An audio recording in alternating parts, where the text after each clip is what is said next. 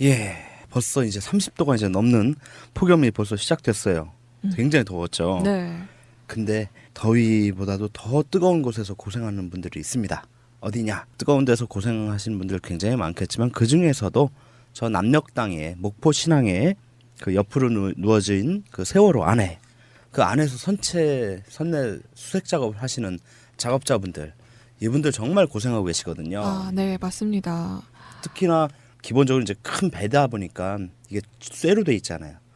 근데 그 쇠 안에 들어가는 거기 때문에 얼마나 달궈져 있겠어요. 지금 뜨거운 여름 햇볕에 굉장한 그 고열 속에서 고생들을 하고 계시는데 아직도 이제 미수습자 5분의 시신을 수습하려고 한참 고생하고 계시는데 근데 이 미수습 그 현장 작업자분의 지인분이 현장에서 상당히 좀 이해하기 어려운 일들이 벌어지고 있다라고 해서 6월 12일 딴지일보 자유 게시판에 글을 올리는 것이 있습니다. 그래서 그 사연을 한번 소개해드리고 싶어요. 네.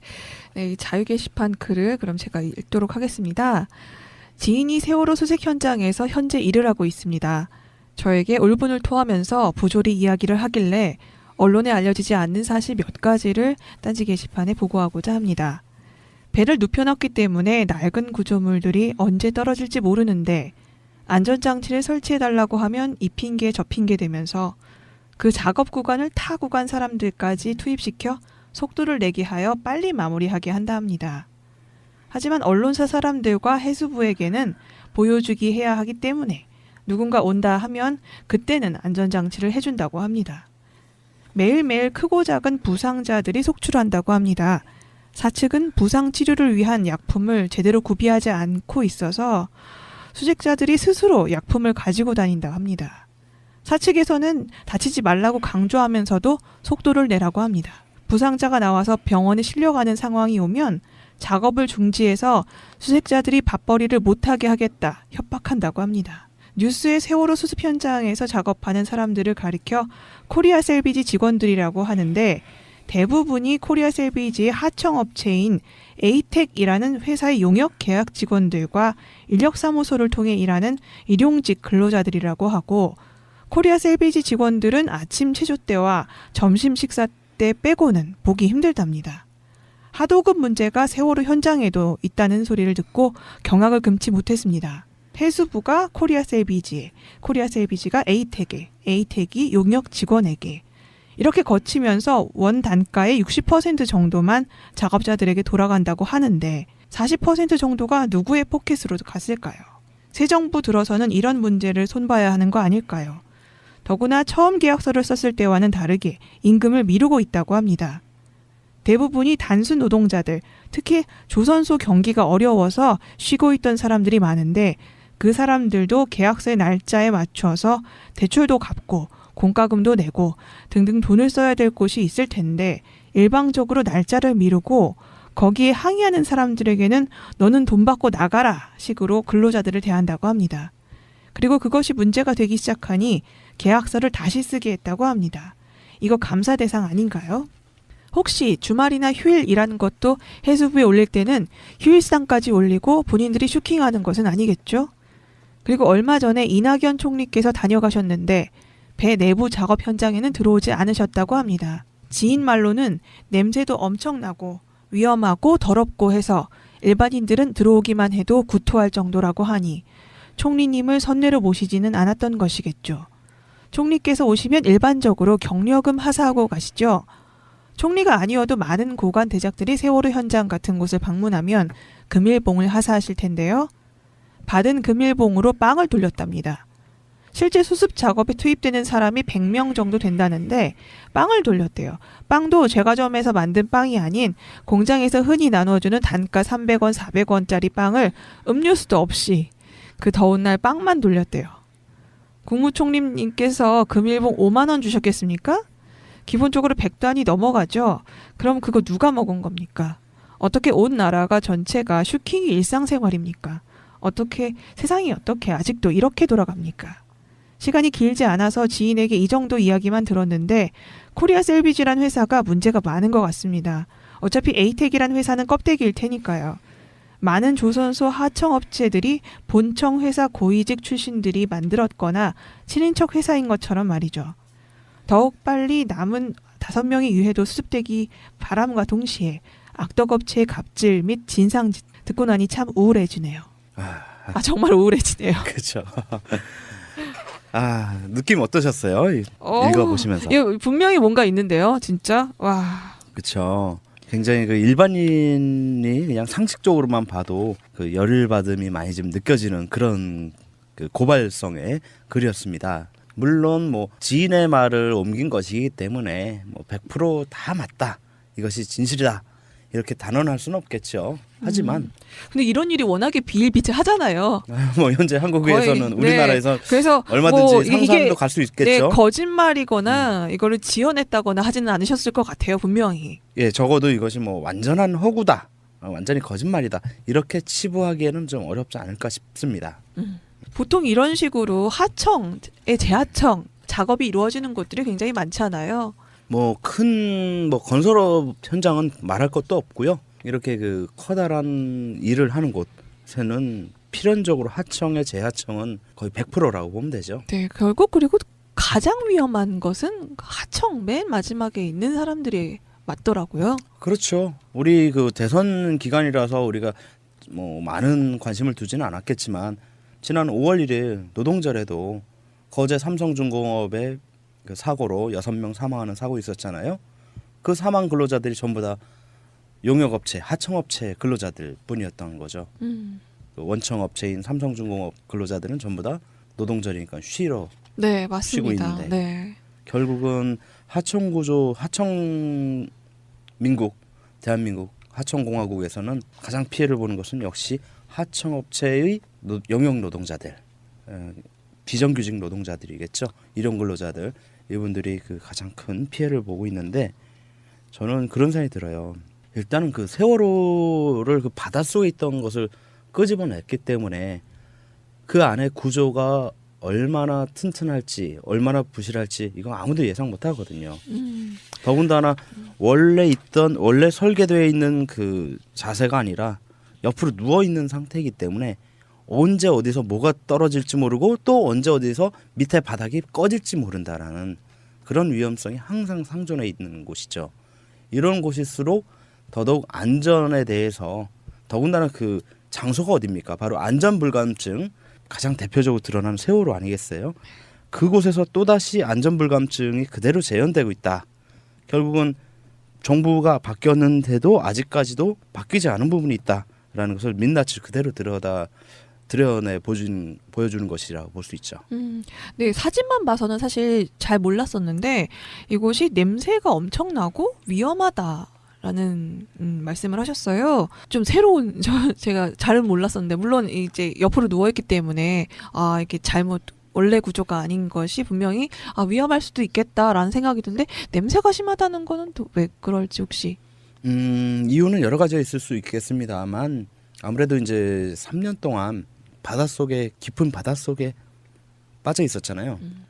그럼 그 안에 많은 그 퇴적물들, 뻘들, 이런 것들이 있었겠죠. 이것들이 이제 바닷물 속에 있을 때는 냄새가 안 나겠지만 이제 지상으로 올라와서 건조되면서 그동안에 이제 그 안에 있는 수많은 미생물들, 눈으로도 보이지 않는 미생물들의 사체들을 썩어가는 그 냄새들이 엄청나겠죠. 그렇구나. 그리고 이제 그 원래 세월호에 선적되어 있던 수많은 음식들, 그런 것들도 엄청 많이 썩어 갔겠고요. 그러다 보니까 거기다 또 뭐 수초니 이런 것들, 뻘들 네. 다 합쳐지면은 냄새들이 엄청나게 심합니다. 더군다나 그랬겠네요. 굉장히 덥잖아요. 그 실내 내부 온도는 우리 외부가 지금 30도 넘어도 좀 덥다고 하는데 쇳덩어리 안에 들어가 보면 40도를 넘어갑니다. 네, 기본적으로. 앞으로도 이제 여름 다가오고 점점 온도가 올라갈 텐데 좀 걱정입니다. 그러면은 이분이 게시판에 올리신 글 가지고 노동법적으로 본 현장의 문제점 한번 짚어주시죠. 일단 가장 첫 번째로 눈에 띄고 가장 큰 문제가 되고 가장 공분을 사는 부분이라고 보여집니다. 안전장치의 미비, 이 부분입니다. 이게 뭐 로봇가 들어가서 작업을 하는 것도 아니고 더군다나 사람이 들어갈 수밖에 없는 것이 미수습자의 유해를 조금이라도 손상 없이 갖고 나와야 되기 때문에 수습해야 되기 때문에 사람이 결국 들어가서 조심조심 작업을 해야 된단 말이죠. 그런데 이 사람 자체가 위험에 노출될 수밖에 없는 환경이에요. 아까도 얘기했지만 고열에다가 또 그 심한 악취 그리고 환경적인 그리고 언제 붕괴 위험 그리고 낙상의 위험 이런 산업 현장에서 일어날 수 있는 모든 위험들이 다 지금 세월호 내부에서 다 있다는 것이죠. 상존하고 있는 것. 이런 상황에서는 안전 조치가 필수적인데 이것은 우리 산업안전보건법에서도 규정하고 있어요. 왜 그렇지 않습니까? 우리가 아무리 좋은 보상도 사고 예방보다 좋을 수는 없다라는 것이죠. 사람이 다치고 또는 죽고 나면 10억이 아니라 100억을 보상해 주더라도 사람은 다시 되살아나지 않거든요. 그렇기 때문에 우리 사고가 났을 때 이후의 보상에 대해서 규정하고 있는 노동법이 산업재해보상보험법이라면 산재를 미리 예방하기 위해서 만들어진 법이 바로 산업안전보건법이에요. 따라서 산업안전보건법은 산재법보다도 훨씬 많은 규정들이 있습니다. 그리고 산재법하고는 달리 처벌 규정들이 많고 그 처벌의 수위가 어마어마하게 높습니다. 예를 들어 우리 근로기준법에서는 근로기준법 최고의 그 벌칙 조항이 5년 이하 징역 또는 3천만 원 이하의 벌금까지가 최고치인데 산업안전보건법에서는 특히 안전조치를 미비했을 때 무려 7년 이하 징역 또는 1억 원 이하의 벌금을 처하도록 돼 있어요. 어허. 그래서 산업안전보건법이 그래서 무서운 법이라고 하는 겁니다. 실제로 사고 현장에서 특히나 사망자가 일어나면은 그 사망자 일어난 사고에 대해서 사업주가 안전조치를 미비했을 때는 사업주를 구속시킬 수 있고 그 사업주는 최대 7년까지도 징역형을 살 수가 있는 부분이에요. 이거 다시 좀 한번 좀 살펴봐야겠는데요. 예, 구체적으로 살펴볼게요. 산업안전보건법 제23조에는 이렇게 규정되어 있어요. 제23조 안전조치 1항 사업주는 사업을 할 때 다음 각 호의 위험을 예방하기 위하여 필요한 조치를 하여야 한다. 1. 기계, 기구, 그 밖의 설비에 의한 위험. 2. 폭발성, 발화성 및 일환성 물질 등에 의한 위험. 3. 전기, 열, 그 밖의 에너지에 의한 위험. 그리고 2항에 이렇게 또 규정되어 있습니다. 사업주는 굴착, 채석, 하역, 벌목, 운송, 조작, 운반, 해체, 중량물 취급, 그 밖의 작업을 할 때 불량한 작업 방법 등으로 인하여 발생하는 위험을 방지하기 위하여 필요한 조치를 하여야 한다. 3항 사업주는 작업 중 근로자가 취락할 위험이 있는 장소, 토사, 구축물 등의 붕괴할 우려가 있는 장소, 물체가 떨어지거나 날아올 위험이 있는 장소, 그 밖에 작업 시 천재지변으로 인한 위험이 발생할 우려가 있는 장소에는 그 위험을 방지하기 위하여 필요한 조치를 하여야 한다. 이것이 산업안전보건법 제23조에 나와 있는 안전조치의 규정들입니다. 그러면 이 필요한 조치에는 어떤 게 들어가나요? 또 이것이 제대로 구체적으로 나와 있지 않으면 또 이거 했으니까 난 한 거야라고 빠져나갈 수 있지 않을까요? 예, 그렇습니다. 그래서 그 필요한 조치는 이러한 위험을 방지하기 위해서 사회통념상 사업주가 최선을 다해서 할 수 있었다. 사고의 예방을 위해서 할 수 있다는 정도의 조치를 해야 된다는 것이죠. 가장 기본적인 것은 예를 들어 우리 그래서 건설 현장 보시면 건물 하나 지을 때 옆에서 지나가면서 보신 적들 많이 있을 거예요. 소위 말해서 비계라고 해서 그 철제 빔 기둥 같은 거 있죠. 그 네모나게 예, 그 블럭- 동그랗고 네네. 예, 그걸 이제 건설 용어로는 이제 아시바라고 하죠. 아시바라고 그걸 딱 쌓고 거기에다 이제 비계라고 만듭니다. 그게 그 비계라고 하는데 그래서 발판 같은 것들을 만들 때 그걸 발판을 딛고 이제 작업을 하는데 그것이 발판이 만약에 붕괴하면 바로 추락할 수 있기 때문에 그 밑에 최소한 그물을 설치해야 된다. 이것이 이제 안전 조치인 거죠. 근데 이러한 조치를 안 해서 추락하는 사고가 있을 때 사업주의 안전조치 미비의 책임이 있는 것이고 이러한 것에 대한 벌칙으로 근로자 사망 시에는 7년 이하의 징역 또는 1억 원 이하의 벌금에 처하도록 돼 있고 사망을 안 하고 그냥 부상만 하더라도 5년 이하 징역 또는 5천만 원 이하의 벌금형에 처하도록 되어 있어요. 상당히 세죠. 네, 그러면 이 법에 따라서 사업주가 처벌받는 사례들이 있나요? 굉장히 많습니다. 아, 네. 주로 그런데 문제는 여기서 이제 한국 사회, 우리 사회의 문제인데요. 아까도 말씀드렸지만 원청은 다 대기업들이에요. 특히 건설업들 그렇죠. 보면은 이제 대기업, 네. 흔히 말하는 일군 건설업체들이죠. 이 사업주 대기업 사장 잡혀가야 되는 거 아닌가요? 안 그러죠. 왜냐하면은 그 위험을 전가시키기 위해서 바로 이제 하도급을 주는 거예요. 하청을 주는 거예요. 그래서 원청업체가 하청업체한테 하청을 주면 그 하청업체는 자기네가 근로자들을 평소에 쓰지 않고 있다가 인력사무소 통해서 근로자들을 다시 쓰거나 아니면 그 하청업체가 또 다시 재하청을 또 줍니다. 그렇게 해서 하청 구조가 건설업의 현장의 경우는요, 어느 정도 규모가 있는 건물이라든가 토목공사 하는 곳이면은 최소한의 하청 단계가 최소한 세 번 정도는, 세 번은 아주 기본이고 보통은 4번 5번이 아주 일반화되어 있어요. 그러다 보니까 밑으로 내려갈수록 업체는 영세해질 수밖에 없고요. 법에 대한 지식이라든가 준수도가 떨어질 수밖에 없겠죠. 상식적으로도. 그런 상황에서 근로자들은 또 자기네가 평소에 근로자들을 고용하지 않는 곳이죠. 왜? 영세업체니까. 그러면 필요할 때만 딱 공사 따갖고 어디서 인원들은 데리고 오냐? 바로 인력사무소죠. 매일. 그렇죠. 인력사무소에다 전화를 해요. 우리 언제부터 언제까지 전화를 공사하니까 공사기간이라는 건 원래 정해져 있지 않습니까? 네. 물론 그걸 넘기는 것이 대부분이지만 그러면은 인력사무소들이 한두 군데만 있는 게 아니에요. 그 지역에. 여기 지금 우리 세월호 구조가 아니죠. 수습 현장에도 목포에도 인력사무소가 꽤 여러 군데 있는데 이런 곳에 몇 군데만 전화 돌리면 일용직 근로자 구하는 거 1,000명 정도 구하는 거 일도 아니에요. 그러다 보니까 이 근로자들이 당연히 받아야 될 그 산업안전보건법상의 그런 안전조치들을 받기 어려운 상황인데 심지어 사실 저는 코리아 셀비지라는 회사도 잘 모르겠는 회사예요. 심지어는 그래서 코리아 셀비지의 홈페이지를 찾아보려고 했는데 나오지가 않습니다. 어머. 굉장히 이런 그 코리아 셀비지라는 회사가 과연 이게 제대로 일을 하던 곳인가라는 생각도 들 뿐만 아니라 코리아 셀비지가 하청을 준 에이텍은 그렇다면 오죽하겠습니까? 라는 생각이 들더라고요. 과연 이런 곳에서 얼마나 이런 산업안전보건법상의 안전조치를 취했겠는가 싶고 거기다 더 가관인 것은 다치지 말라고 얘기를 하면서 빨리는 해야 된다. 예, 빨리는 해라. 그리고 약품도 일단 다쳤을 때 기본적인 응급처치 키트도 준비를 안 해주고 작업자들 개개인이 준비해야 된다는 얘기예요.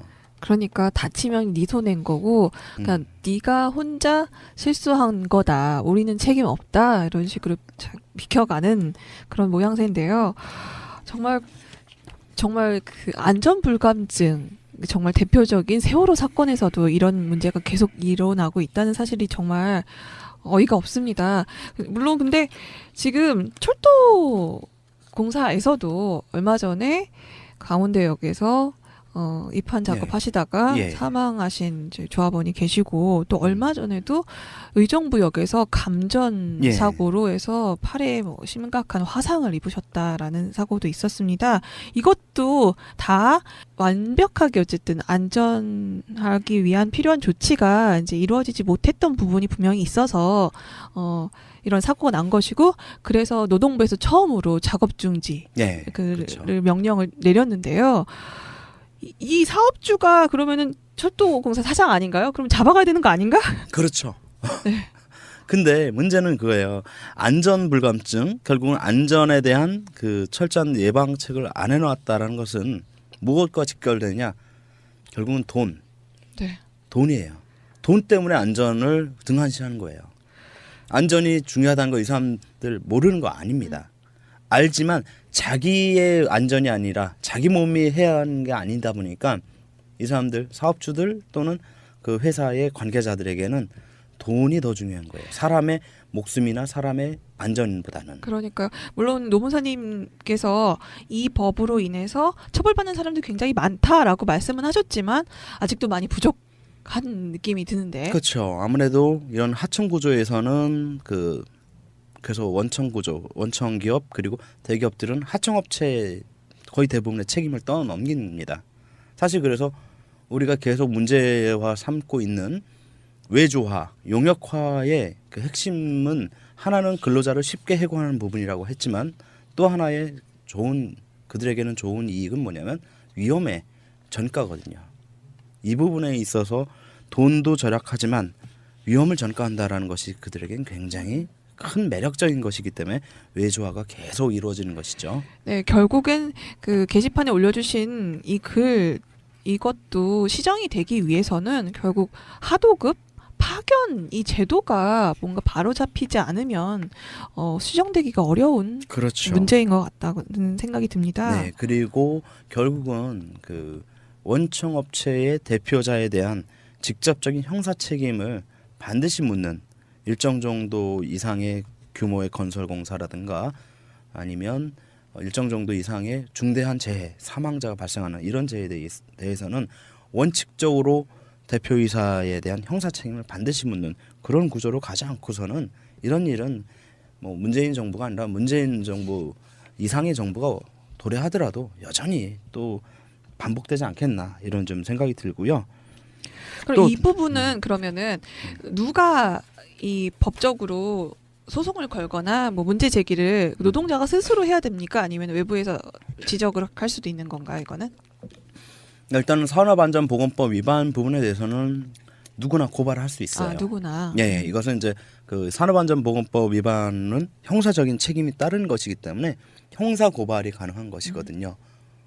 그 고소와 고발의 차이는 뭐냐면 고소는 불법 행위로 인해서 피해를 입은 사람이 직접 피해자가 가해자를 상대로 그 소를 제기하는 것이 고소이고 고발이라 함은 제3자의 불법 행위를 제3자가 고발한 그 소를 제기하는 것 이것을 이제 고발이라고 하죠. 네, 그러면 이 산업안전보건법은 고발 사항.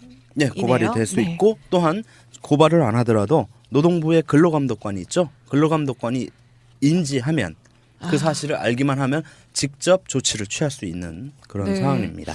지금 노동부에서 할 일이 참 많은 것 같은데 어서 제대로 된 체계가 또 잡혀야 될 것 그래서 같습니다. 제가 지난 대선 때부터 늘 일관되게 주장하는 것이 근로감독관 적어도 지금의 3배로 빨리 늘려야 된다. 네.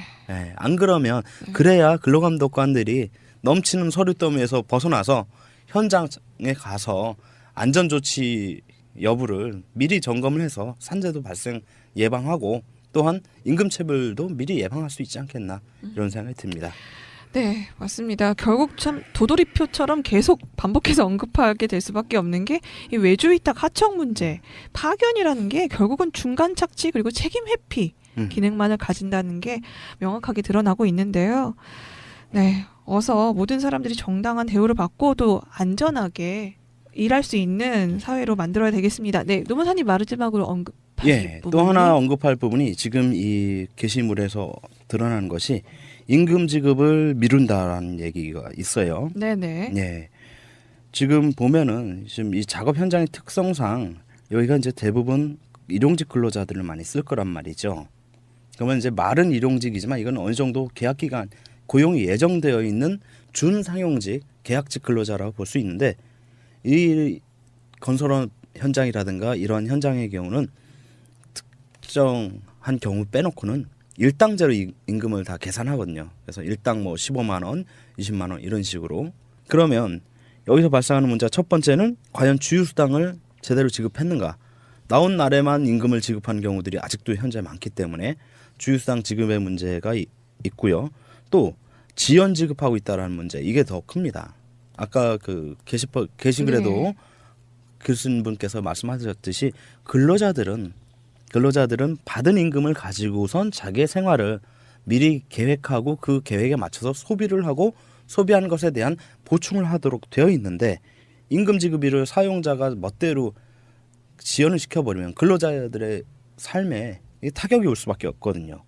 따라서 1985년도의 대법원 판결은 정기 임금 지급일에 하루라도 밀려서 늦게 지급을 한다면 이것은 임금 체불이다. 이렇게 판결을 내린 상황이 있습니다. 따라서 이 경우에는 근로의존법 109조에 의해서 3년 이하 징역 또는 2천만 원 이하의 벌금형에 처해질 수 있습니다.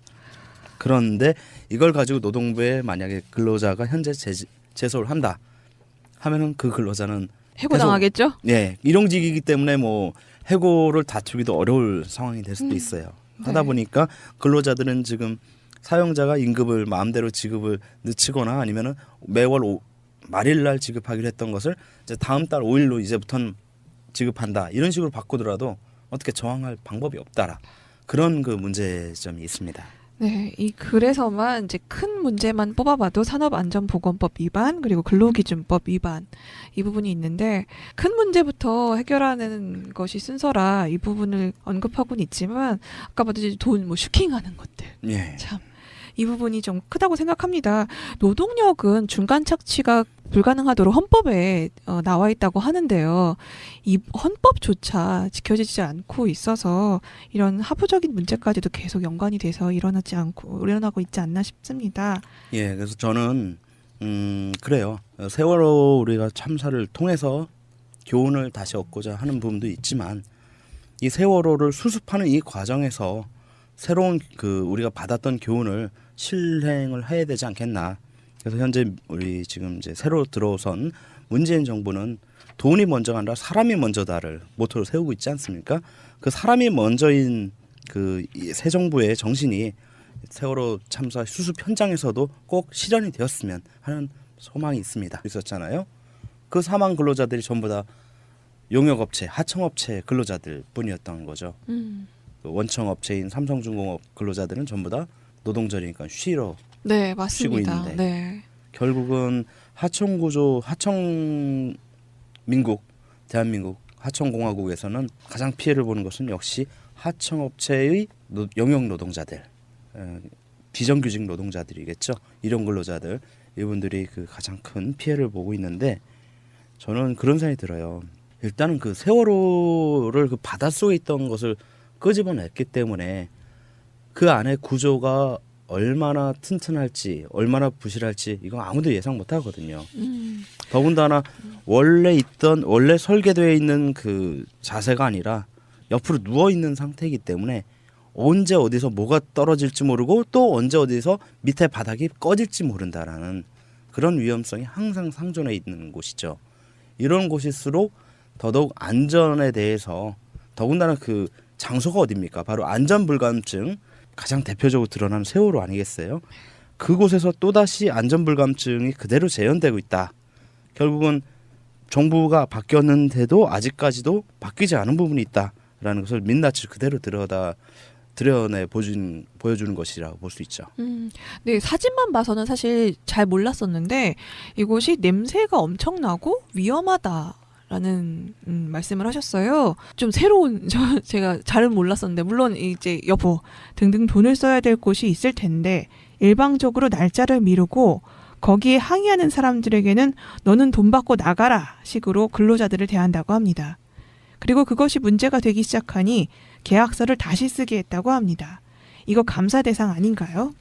혹시 주말이나 휴일 일하는 것도 해수부에 올릴 때는 휴일수당까지 올리고 본인들이 슈킹하는 것은 아니겠죠? 그리고 얼마 전에 이낙연 총리께서 다녀가셨는데 배 내부 작업 현장에는 들어오지 않으셨다고 합니다. 지인 말로는 냄새도 엄청나고 위험하고 더럽고 해서 일반인들은 들어오기만 해도 구토할 정도라고 하니 총리님을 선례로 모시지는 않았던 것이겠죠. 총리께서 오시면 일반적으로 경력금 하사하고 가시죠. 총리가 아니어도 많은 고관 대작들이 세월호 현장 같은 곳을 방문하면 금일봉을 하사하실 텐데요. 받은 금일봉으로 빵을 돌렸답니다. 실제 수습 작업에 투입되는 사람이 100명 정도 된다는데 빵을 돌렸대요. 빵도 제과점에서 만든 빵이 아닌 공장에서 흔히 나눠주는 단가 300원, 400원짜리 빵을 음료수도 없이 그 더운 날 빵만 돌렸대요. 국무총리님께서 금일봉 5만 원 주셨겠습니까? 기본적으로 100단이 넘어가죠. 그럼 그거 누가 먹은 겁니까? 어떻게 온 나라가 전체가 슈킹이 일상생활입니까? 세상이 어떻게 아직도 이렇게 돌아갑니까? 시간이 길지 않아서 지인에게 이 정도 이야기만 들었는데 코리아 셀비지란 회사가 문제가 많은 것 같습니다. 어차피 에이텍이란 회사는 껍데기일 테니까요. 많은 조선소 벌써 이제 30도가 이제 넘는 폭염이 벌써 시작됐어요. 굉장히 더웠죠. 네. 근데 더위보다도 더 뜨거운 곳에서 고생하는 분들이 있습니다. 어디냐? 뜨거운 데서 고생하시는 분들 굉장히 많겠지만 그 중에서도 저 남녘땅에 목포 신항에 그 옆으로 누워진 그 세월호 안에 그 안에서 선내 수색 작업을 하시는 작업자분들, 이분들 정말 고생하고 계시거든요. 아, 네, 맞습니다. 특히나 기본적으로 이제 큰 배다 보니까 이게 쇠로 돼 있잖아요. 근데 그 쇠 안에 들어가는 거기 때문에 얼마나 달궈져 있겠어요. 지금 뜨거운 여름 햇볕에 굉장한 그 고열 속에서 고생들을 하고 계시는데 아직도 이제 미수습자 5분의 시신을 수습하려고 한참 고생하고 계시는데 근데 이 미수습 그 현장 작업자분의 지인분이 현장에서 상당히 좀 이해하기 어려운 일들이 벌어지고 있다라고 해서 6월 12일 딴지일보 자유 게시판에 글을 올리는 것이 있습니다. 그래서 그 사연을 한번 소개해드리고 싶어요. 네, 이 자유 게시판 글을 그럼 제가 읽도록 하겠습니다. 지인이 세월호 수색 현장에서 현재 일을 하고 있습니다. 저에게 울분을 토하면서 부조리 이야기를 하길래 언론에 알려지지 않는 사실 몇 가지를 딴지 게시판에 보고하고자 합니다. 배를 눕혀놨기 때문에 낡은 구조물들이 언제 떨어질지 모르는데 안전장치를 설치해달라고 하면 이 핑계 저 핑계 되면서 그 작업 구간을 타 구간 사람들까지 투입시켜 속도를 내게 하여 빨리 마무리하게 한다 합니다. 하청업체들이 본청 회사 고위직 출신들이 만들었거나 친인척 회사인 것처럼 말이죠. 더욱 빨리 남은 5명의 유해도 수습되기 바람과 동시에 악덕업체의 갑질 및 진상 듣고 나니 참 우울해지네요. 정말 우울해지네요. 그렇죠. 느낌 어떠셨어요? 읽어보시면서. 이거 분명히 뭔가 있는데요, 진짜. 와. 그렇죠. 굉장히 그 일반인이 그냥 상식적으로만 봐도 그 열받음이 많이 좀 느껴지는 그런 그 고발성의 글이었습니다. 물론 뭐 지인의 말을 옮긴 것이기 때문에 뭐 100% 다 맞다, 이것이 진실이다, 이렇게 단언할 수는 없겠죠. 하지만 근데 이런 일이 워낙에 비일비재하잖아요. 뭐 현재 한국에서는 우리나라에서 그래서 얼마든지 뭐 상상도 갈 수 있겠죠. 거짓말이거나 이거를 지어냈다거나 하지는 않으셨을 것 같아요, 분명히. 예, 적어도 이것이 뭐 완전한 허구다, 완전히 거짓말이다, 이렇게 치부하기에는 좀 어렵지 않을까 싶습니다. 보통 이런 식으로 하청의 재하청 작업이 이루어지는 곳들이 굉장히 많잖아요. 뭐 큰 뭐 건설업 현장은 말할 것도 없고요. 이렇게 그 커다란 일을 하는 곳에는 필연적으로 하청의 재하청은 거의 100%라고 보면 되죠. 네, 결국 그리고 가장 위험한 것은 하청 맨 마지막에 있는 사람들이 맞더라고요. 그렇죠. 우리 그 대선 기간이라서 우리가 뭐 많은 관심을 두지는 않았겠지만 지난 5월 1일 노동절에도 거제 삼성중공업의 그 사고로 6명 사망하는 사고. 하지만 언론사 사람들과 해수부에게는 보여주기 해야 하기 때문에 누군가 온다 하면 그때는 안전장치를 해준다고 합니다. 매일매일 크고 작은 부상자들이 속출한다고 합니다. 사측은 부상 치료를 위한 약품을 제대로 구비하지 않고 있어서 수색자들이 스스로 약품을 가지고 다닌다고 합니다. 사측에서는 다치지 말라고 강조하면서도 속도를 내라고 합니다. 부상자가 나와서 병원에 실려가는 상황이 오면 작업을 중지해서 수색자들이 밥벌이를 못하게 하겠다 협박한다고 합니다. 뉴스의 세월호 수습 현장에서 작업하는 사람들을 가리켜 코리아 셀비지 직원들이라고 하는데 대부분이 코리아 셀비지의 하청업체인 에이텍이라는 회사의 용역 계약 직원들과 인력사무소를 통해 일하는 일용직 근로자들이라고 하고, 코리아 셀비지 직원들은 아침 체조 때와 점심 식사 때 빼고는 보기 힘들답니다. 하도급 문제가 세월호 현장에도 있다는 소리를 듣고 경악을 금치 못했습니다. 해수부가 코리아 셀비지에, 코리아 셀비지가 에이텍에, 에이텍이 용역 직원에게 이렇게 거치면서 원 단가의 60% 정도만 작업자들에게 돌아간다고 하는데 40% 정도가 누구의 포켓으로 갔을까요? 새 정부 들어서는 이런 문제를 손봐야 하는 거 아닐까요? 더구나 처음 계약서를 썼을 때와는 다르게 임금을 미루고 있다고 합니다. 대부분이 단순 노동자들, 특히 조선소 경기가 어려워서 쉬고 있던 사람들이 많은데 그 사람들도 계약서의 날짜에 맞춰서 대출도 갚고 공과금도 내고